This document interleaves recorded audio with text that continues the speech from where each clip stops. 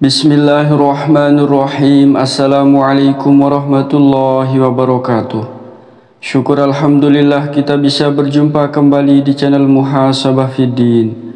Semoga dengan perjumpaan kita ini dicatat sebagai amal ibadah dan diberkahi oleh Allah Subhanahu wa taala. Salawat dan salam selalu dan tetap tercurahkan kepada junjungan alam Nabi kita, Nabi mulia, Nabi besar Muhammad sallallahu alaihi wasallam. Allahumma sholli ala sayyidina Muhammad wa ala ali sayyidina Muhammad. Melalui kesempatan ini tidak lupa saya doakan kepada sahabat semua, saudara semua dimanapun berada yang sedang menonton video ini. Semoga Allah Subhanahu wa taala senantiasa memberikan kesehatan, keafiatan, dipanjangkan umur, dimurahkan rezeki, dimudahkan segala urusan, dan tetap dalam lindungan Allah Subhanahu wa taala. Amin, Allahumma amin. Sahabat beriman yang dimuliakan Allah Subhanahu wa taala, ketahuilah bahwa sesungguhnya hari kiamat itu benar adanya dan pasti akan datang. Inilah akhir dari semua kehidupan di dunia. Dalam Al-Quran surat Al-Hajj ayat 7 Allah Subhanahu wa taala berfirman, dan sungguh hari kiamat itu pasti datang, tidak ada keraguan padanya, dan sungguh Allah akan membangkitkan siapapun yang di dalam kubur. Ketika hari kiamat tiba, semua manusia, mulai dari Nabi Adam hingga manusia terakhir yang lahir ke dunia, semuanya dikumpulkan di padang mahsyar. Padang mahsyar itu tempat yang datar dan sangat luas. Tidak ada pohon, tidak ada sungai, tidak ada gunung, tidak ada tempat berteduh, dan matahari di atas kepala kita hanya berjarak sekitar 1 mil atau sekitar 1,6 km di atas kepala. Matahari didekatkan di atas kepala-kepala manusia hingga peluh keringat bercucuran membasahi tubuh mereka. Sebagian manusia ada yang terendam oleh keringatnya sebatas mata kakinya, ada yang terendam sebatas lututnya, ada yang sampai pinggangnya, ada yang sampai pundaknya, bahkan ada yang sampai ke mulutnya. Keadaan mereka ini sesuai dengan amalan-amalan mereka selama di dunia. Rasulullah Shallallahu Alaihi Wasallam bersabda dalam hadisnya, pada hari kiamat matahari akan didekatkan oleh Allah kepada seluruh makhluk hingga hanya sejarak 1 mil. Bayangkan betapa panasnya nanti di padang mahsyar. Tapi ada beberapa golongan manusia yang nanti akan mendapatkan naungan, perlindungan di padang mahsyar dari Allah Subhanahu wa taala. Dalam salah satu hadis Rasulullah Shallallahu Alaihi Wasallam disebutkan bahwa ada 7 manusia yang mendapatkan naungan di padang mahsyar. Lantas, siapa sajakah manusia yang mendapatkan perlindungan dari Allah itu? Berikut ini 7 manusia yang mendapatkan naungan, perlindungan dari Allah Subhanahu wa taala kelak di hari kiamat. Semoga kita termasuk di dalamnya. Amin, Allahumma amin. Yang pertama adalah pemuda yang taat beribadah kepada Allah Subhanahu wa taala. Sahabat beriman yang dimuliakan Allah, pada umumnya seseorang saat masa muda lebih condong kepada kemaksiatan dan perbuatan-perbuatan yang melanggar syariat Islam. Sebab godaan demi godaan akan dihadapi. Namun ada orang-orang yang istimewa. Di saat masa mudanya, ia justru mengekang hawa nafsunya dan menyibukkan diri hanya beribadah kepada Allah Subhanahu wa taala. Maka orang-orang seperti inilah yang akan dilindungi oleh Allah Subhanahu wa taala pada hari kiamat kelak. Yang kedua adalah orang yang hatinya bergantung kepada masjid. Sahabat beriman yang dimuliakan Allah, dalam riwayat Imam Tirmizi disebutkan, seorang laki-laki yang hatinya terpaut dengan masjid, apabila ia keluar dari masjid hingga kembali kepadanya. Hal ini menunjukkan tentang betapa besar rasa cintanya kepada masjid untuk sholat dan berzikir beribadah kepada Allah Subhanahu wa taala. Hatinya bagaikan lampu pelita yang terpasang di atapnya, di mana tidaklah dia keluar darinya melainkan dia akan kembali untuk beribadah kepada Allah Subhanahu wa taala. Yang ketiga adalah orang yang saling mencintai di jalan Allah, dia berkumpul dan berpisah karena Allah. Sahabat beriman yang dimuliakan Allah, Imam Nawawi rahimahullah memasukkan hadis ini dalam kitabnya Riyadhus Shalihin pada bab keutamaan cinta karena Allah. Mencintai seseorang hanya karena Allah Azza wa Jalla adalah cinta yang tidak dapat dinodai oleh unsur-unsur keduniaan, ketampanan, harta, kedudukan, fasilitas, suku, bangsa dan lain sebagainya.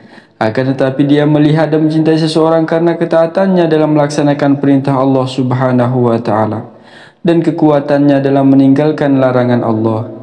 Al-Hafiz Ibnu Hajar rahimahullah mengatakan, disebut dengan dua orang yang saling mencintai di jalan Allah, di mana ia berpisah dan berkumpul karena Allah, yaitu apabila keduanya saling mencintai karena agama, bukan karena yang lainnya. Dan cinta agama ini tidak putus karena dunia, baik dia berkumpul secara hakiki atau tidak, sampai kematian memisahkan keduanya.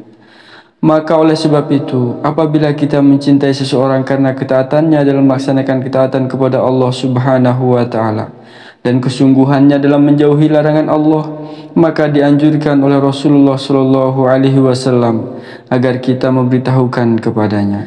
Yang keempat adalah seorang yang bersedekah lalu ia menyembunyikannya.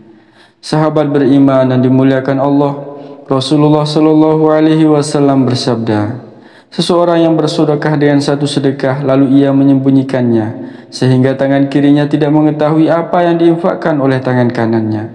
Sudah diketahui bersama bahwa infak itu dianjurkan agar dilakukan dengan tangan kanan karena Rasulullah Muhammad sallallahu alaihi wasallam memerintahkan menggunakan tangan kanan ketika mengambil sesuatu, makan, minum maupun bersedekah. Allah Subhanahu wa taala sangat menganjurkan para hambanya untuk bersedekah. Dalam Al-Quran surat Al-Baqarah ayat 271 Allah Subhanahu wa taala berfirman, jika kamu menampakkan sedekah-sedekahmu maka itu baik, dan jika kamu menyembunyikannya dan memberikannya kepada orang-orang fakir maka itu lebih baik bagimu, dan Allah akan menghapus sebagian kesalahan-kesalahanmu, dan Allah Maha teliti apa yang kamu kerjakan. Menyembunyikan sedekah dalam Islam memiliki keutamaan, yaitu dapat menjauhkan diri dari sifat riya. Maka sangat dianjurkan untuk bersedekah dalam keadaan sepi dan sembunyi-sembunyi atau tidak terang-terangan. Namun pada saat-saat tertentu diperlukan memberikan sedekah secara terang-terangan.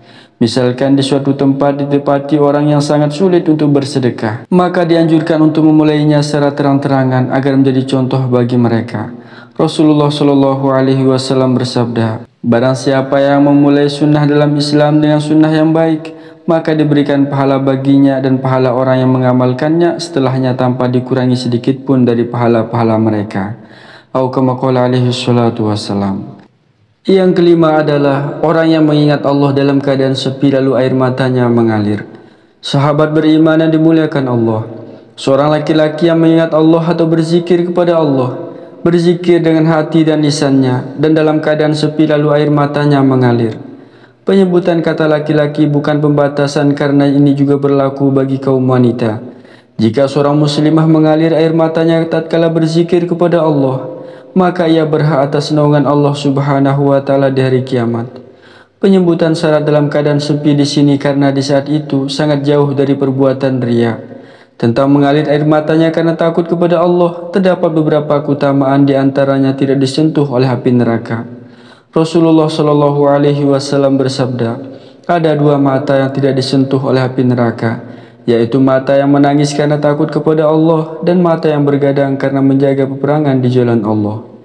Yang keenam adalah seorang laki-laki yang diajak berzina oleh seorang wanita yang memiliki kedudukan dan kecantikan. Lalu laki-laki tersebut berkata, sungguh aku takut kepada Allah.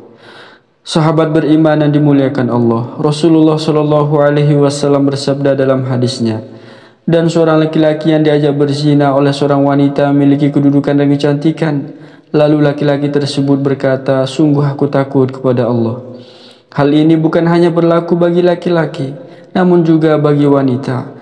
Apabila dia diajak berzina oleh seorang laki-laki kemudian dia menolaknya sambil mengatakan, sungguh aku takut kepada Allah Rabb semesta alam, yaitu dia takut hanya kepada Allah Subhanahu wa taala, maka dia akan diberikan perlindungan oleh Allah pada hari kiamat. Yang terakhir, yang ketujuh adalah seorang imam yang adil. Sahabat beriman yang dimuliakan Allah, yang dimaksud dengan imam yaitu seorang yang punya kekuasaan besar seperti raja, presiden atau yang mengurusi urusan kaum muslimin. Yang dimaksud adil yaitu seorang imam yang tunduk dan patuh dalam mengikuti perintah Allah Subhanahu wa taala dengan meletakkan sesuatu pada tempatnya tanpa melanggar atau melampaui batas dan tidak menyia-nyiakannya. Sahabat beriman yang dimuliakan Allah Subhanahu wa taala, itulah 7 manusia yang akan mendapatkan perlindungan naungan di hari kiamat dari Allah Subhanahu wa taala. Semoga kita semua termasuk di dalamnya. Amin. Allahumma amin. Wallahu a'lam. Wassalamualaikum warahmatullahi wabarakatuh.